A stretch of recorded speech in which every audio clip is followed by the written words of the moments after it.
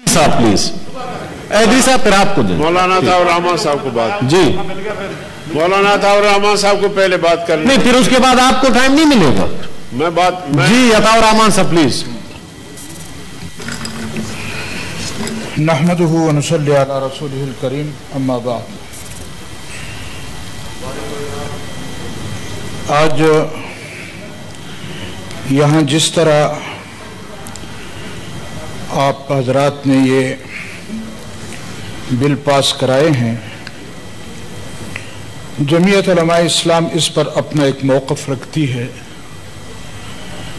और मैं आपसे इजाज़त भी लूँगा कि मैं कुछ तहरीरी तौर पर लिख कर लाया हूँ, अगर मुझे पढ़ने की इजाज़त दीजिए।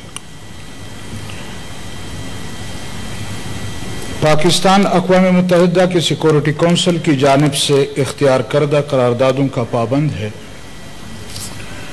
और एक्ट 1948 इसी से मुताल्लिक है, मगर जो चीज़ इनको समझ नहीं आ रही या अक़वाम मुत्तहिदा वालों को समझा नहीं पा रहे कि करारदादें शहादत के ज़ुमरे में नहीं आती।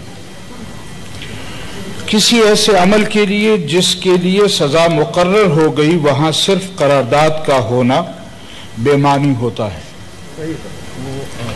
यहाँ भी मसला ये है कि इस तरह की करारदादें 10-10, 15-15 सालों से रिकॉर्ड पर हैं, जिसमें मुख्तलिफ लोगों के नाम से इल्ज़ामात भी हैं। ये वो लोग हैं जो माली ट्रांजैक्शन में मुलव्विस हैं, जैसे हवाला और एक्सचेंज वाले।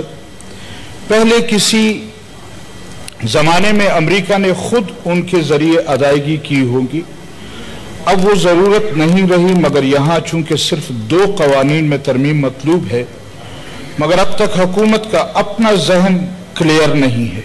मिनिस्टर साहबान तशरीफ रखें। मुशाहिद हुसैन सैयद साहब, आप कमेटी में बातें करें मिनिस्टर साहब से, इधर तशरीफ रखें। कि करारदादें शहादत नहीं हुआ करती। दहशतगर्दी के हवाले से मनी ट्रांजैक्शन गो के जुर्म है, लेकिन उसको पॉजिटिव शहादत से साबित करना होता है, लिहाजा दोनों तरामीम ये डिफेक्टिव हैं, इफेक्टिव नहीं है। मगर अब तक अदालतें इन करारदादों को बतौर शहादत तस्लीम नहीं करती। ये तो होता है कि इन करारदादों की बुनियाद पर मुकदमा दर्ज कर लिया, इंसदाद दहशतगर्दी के दफा 11 के तहत गिरफ्तारी भी कर ली, या किसी तंजीम के खिलाफ कोई कार्रवाई कर ली, मगर ये करारदादें शहादत का मुतबादिल नहीं है। हुकूमत को ये बात अक़वाम मुत्तहिदा वालों को समझाने की ज़रूरत थी, मगर चूंकि वो इस काबिल ही नहीं है, इसलिए इस तरह की कमज़ोर और बेमानी कानून साजी की जाती है। इस बात की करारदादों के हवाले से हुकूमत ने अमल दरामद का जिम्मा ले रखा है, मगर उसूल ये होगा कि किसी जुर्म के लिए शहादत दरकार होगी, और यही बात हमने पॉइंट आउट करनी थी। गुजारिश ये है कि हुकूमत की नाअहली और हुकूमत की इस तरह के अक़वाम मुत्तहिदा की या अमेरिका की ताबेदारी, उससे तो हमें कोई गिला नहीं है कि हुकूमत का काम ही यही है, और ये जिन के कहने पर लाए गए हैं और बैनुल-अक़वामी क़ुव्वतों ने उनको यहाँ ये हुकूमतें फराहम की हैं, तो उन्होंने लाज़िमन वहाँ की ताबेदारी करनी है। ये नहीं सोचना कि करारदाद और शहादत में कोई फ़र्क भी है या नहीं।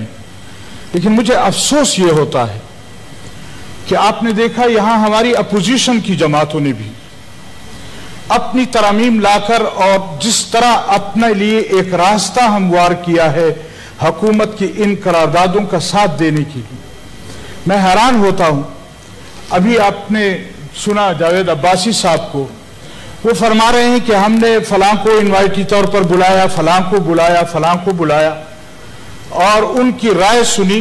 हैरान इस बात पर हूं कि जमीयत उलमा इस्लाम को क्यों नहीं सुना जाता, हमारे मौक़िफ़ को क्यों नहीं सुना जाता।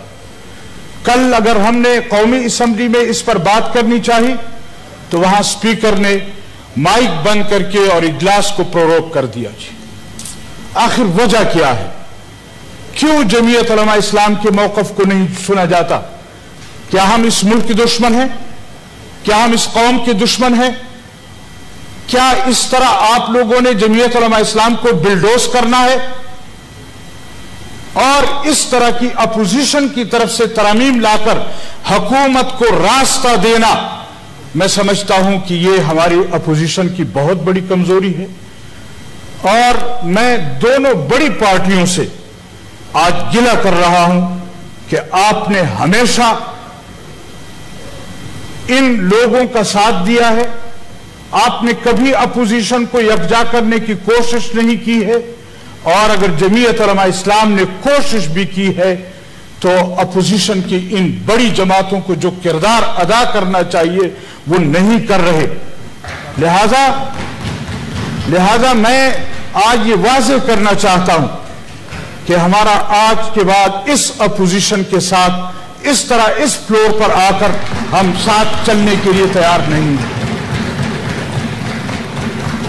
ہمیں ان سے حکومت کو ہم یہ اجازت قطعاً نہیں دے سکتے کہ وہ جمعیت علماء اسلام کو اگنور کرے، جمعیت علماء اسلام کے موقف کو نہ دے۔